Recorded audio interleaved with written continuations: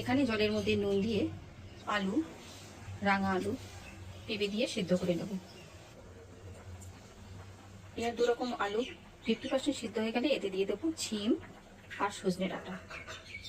সবকিছু 90% পর্যন্ত সিদ্ধ করে নেব। সমস্ত সবজি 90% সিদ্ধ হয়ে গেছে, এবার ঠান্ডা জলে দিয়ে দেবো।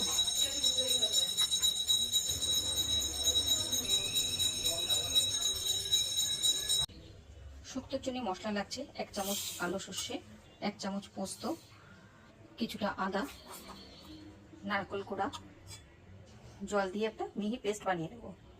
সর্ষের তেল দিয়ে প্রথমে বড়ি ভেজে নেব, এরপরে বেগুন ভেজে নেব। বেগুন ভাজা হয়ে গেলে তুলে নিয়ে কাঁচা কলা ভেজে নেব। কাঁচকলা ভাজা হয়ে গেছে, এটাও তুলে নেব। এবারে পটল ভেজে নেব। পটল ভাজা হয়ে গেছে, এটাও তুলে নেব। সবশেষে উচ্ছেগুলো ভেজে নেব। উচ্ছেগুলো ভালো করে ভাজা হয়ে গেছে, এবারে এটাকে তুলে নেব।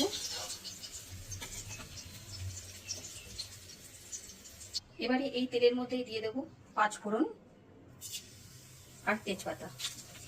এবারে দিয়ে দেবো বেটে রাখা মশলা, যার মধ্যে আছে সর্ষে, পোস্ত, আদা আর নারকেল। ভালো করে কষিয়ে নেব।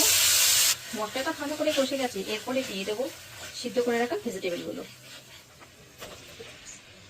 সবকিছু একটু ভালো করে কষিয়ে নেব।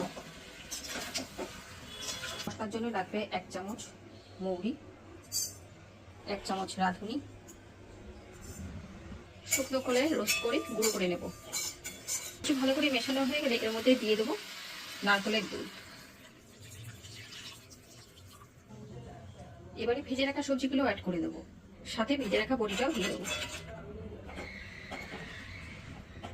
এবারে স্বাদ মতো নুন আর চিনিটা অ্যাড করে দেবো।